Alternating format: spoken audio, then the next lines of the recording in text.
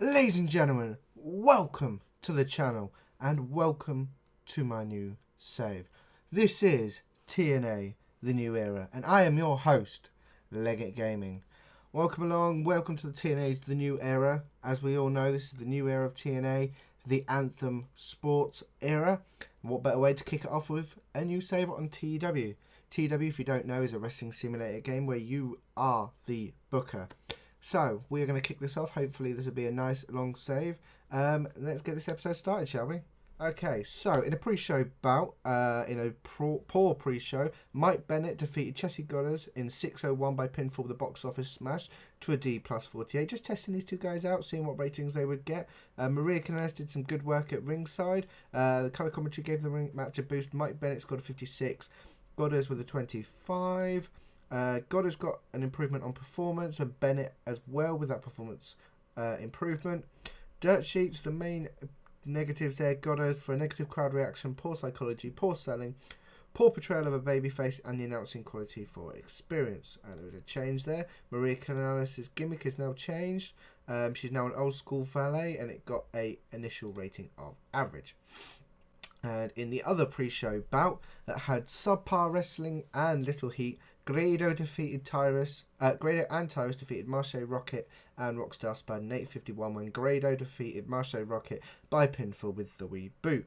Grado was the weak link, struggling to keep up with everyone else's in-ring performance. Grado and Tyrus don't work as a team. However, Marche Rocket and Rockstar Spud showed excellent chemistry. Tyrus with a 48, Grado with a 26, Spud with a 47, and Rocket with a 41.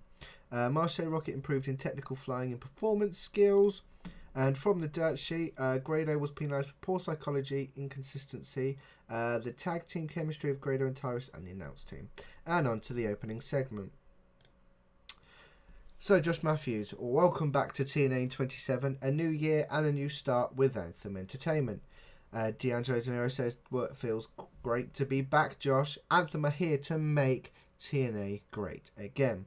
Josh says, we are sure to have a great year. But right now, let's head to the ring where we've been joined by Broken Matt and Brother Nero with a C63. A nice little opening segment there. I'm quite impressed with those two. Didn't expect it to be such a good rating for them two. Okay, so to the ring. So, Matt Hardy in the ring. Yes, hi, you know, his weird little creepy hi he does. We have reached 2017. My soul has completed another year. How wonderful. Brother Nero. Creatures, did you enjoy Total Non-Stop Deletion? It was an absolute pleasure to have you all witness the event. Then Matt. After defeating all of the teams from all time and space, I've been informed that the 7 deities are very, very pleased. All of a sudden, the impact zone goes dark and a countdown appears on the screen. Hardys, you have something we want. What do we want? Next week, you will find out. So, obviously, sort of like a slideshowy sort of video there with all the lights dark and just these words appearing on the screen. The lights then come back on to show the Hardys still in the ring. Matt Hardy. Wow, what wonderful magic we have just witnessed. Just a shame we will have to wait till next week. Whoever it was must be scared like Meet Mahan's Day of the New or those loudmouths, the Bucks of Youth. Well, next week, whoever you are, you will be deleted. Solid promo there, C-57. A nice little way to start the show off with Broken Matt and Brother Nero. Broken Matt is not suited to his gimmick. I think he's very well suited to his gimmick game. Matt Hardy did not do well without a script. Matt Hardy and Ruby Sky are a very poor combination. They do not click at all. Okay. Brother Nero struggled when going off script and the angle got the crowd hot. Okay, so next week I know not to put them to unscripted. Negatives there. Matt Hardy for improvising his manager chemistry. Brother Nero for some poor improvising and the announced quality again. We then go to our first match of the show. In a terrible match, Moose defeated Aiden O'Shea in 5:35 by pinfall with the Game Breaker to a D41. Moose had a 36, Aiden O'Shea had a 39. And the dirt sheet, Moose was penalised for a negative crowd reaction, poor psychology and poor selling. People I need to build up. I really want to build up Moose because I know he has got that talent in the ring. So depending how it goes, we shall see. We then see Drew Galloway head into the ring with a hood over his head and an angry look on his face. So, it's 2017, a new year, a new start for TNA. Tonight you'll hear a lot of people tell you that they'll be working harder than ever to prove that they deserve to be here, to try and win you all over. Well, there's one person who doesn't need to win you over, because I couldn't care less about what you think of me. For me, it's what I know, and what I know is that I deserve to be champion. I am the best damn wrestler in this company, the best wrestler in the world. So Eddie, get out of here and hand me that title, because we both know I deserve it and you couldn't beat me. So Drew there with a C61, again another little solid promo. No extra factor to that. Eddie comes to the ring with his title over his shoulder. Drew Galloway. So I'm sure you were listening in the back. Eddie, you have something I deserve. Your title over your shoulder. You may as well just hand it over, because you and I both know that you can't beat me. It's just not possible. Eddie replies, Drew, what's wrong with you, man? How could you possibly feel you deserve this title? You haven't beat me for it. We both know you're not the man until you beat the man. And that just hasn't happened. Drew, it hasn't happened yet, because I like you, Eddie. I respect you. And we both know that if I fought you, I'd beat you and I'd hurt you. Eddie, Drew, don't think so far ahead. I prove it to these fans each and every time I'm out here in the Impact Zone. I am Mr. AIP. I prove to these fans that when all is said and done, anything is possible. Suddenly, out of nowhere, Drew snaps and hits Eddie with a claymore. He then grabs the title and walks off backstage. So a little to and fro there between Eddie Edwards and Drew Galloway. The I Deserve the Title storyline has advanced with this segment, or has started with this segment. C61, very solid. The only negative really is for the low experience of the announce team. We then get our second bout of the show. In a bout that had a decent reaction from the crowd but subpar wrestling, Eli Drake defeats Cody in 7:21 by pinfall with the Gravy Train after a distraction from Aaron Rex. The rating was a D plus 49. Cody got a 55. Eli Drake to a 33. The What Happened to You storyline has started. Cody improved in Rumble and Eli Drake in performance. The only real negatives, Cody got it for fatigued and holding back. Eli Drake got it for holding back, poor psychology, inconsistency and chemistry. Well, so this is Aaron Rex. If it isn't my old friend, the dashing one, the one that left them in the dust, the guy who I used to call my tag team partner, Mr. Cody... Oh, wait, we can't say that now, can we? Welcome to TNA, buddy. See you around. So, Aaron Rex there, just welcoming Cody to TNA. C plus 66 for Aaron Rex. Again, the What Happened to You storyline is advanced with this segment.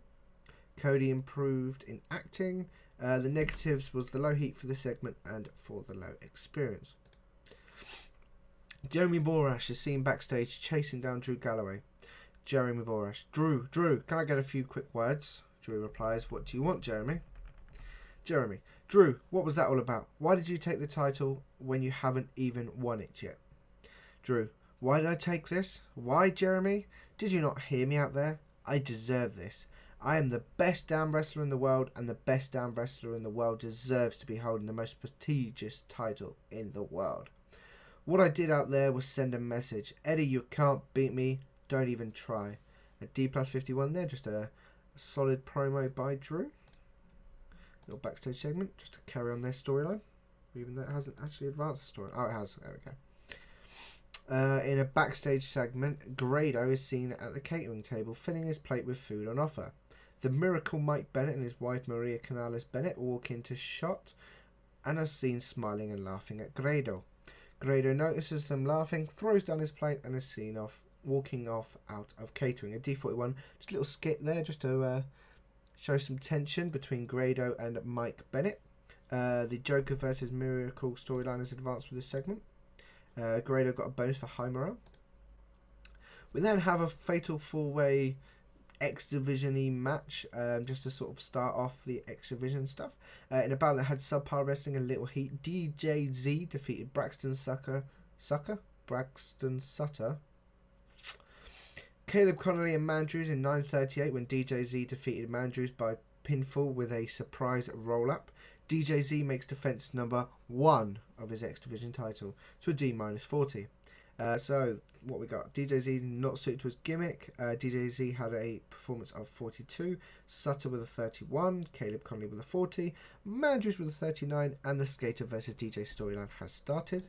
DJZ improved in technical and performance. The only real negatives was for poor for booking decisions and for low quality of the experience of the announce team.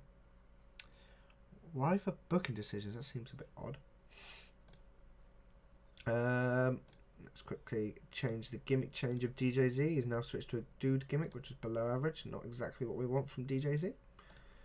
Maria Canales Bennett is seen backstage with her lady squad of Sienna, Laura Van... Is it Ness? And Ali. Maria Canales Bennett. Next up on Impact, we have a match to determine the number 1 contender for the TNA Knockouts title. Ladies, I want to make sure that Sienna wins this match. We all know that she would be the most capable of beating that disgusting Rosemary and bringing home the title. I hope you all know what this means. Laurel, she nods. Ali, yes, Maria, I understand. Maria says, I swear, Ali, if you mess this up. Ali, I won't, Maria, don't worry.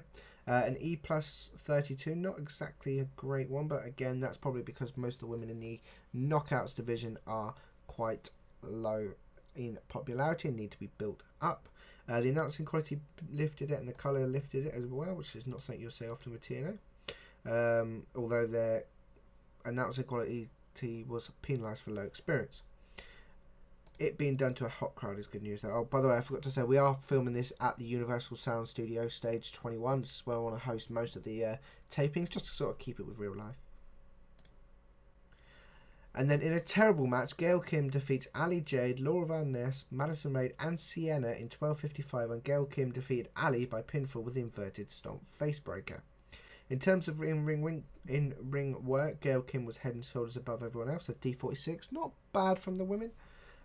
Ali had a 26, Gail Kim with a 52, Jade with a 41, Laura Van Ness with a 22, Madison Rae with a 40, and Sienna with a 34. The forced Ali line storyline has started with this segment. Basically, the idea of this match is we've got all these women in here fighting it out to be the number 1 contender. You've got the lady squad, and sort of like they gang up against the other women. It comes down to it. Ali accidentally eliminates Sienna.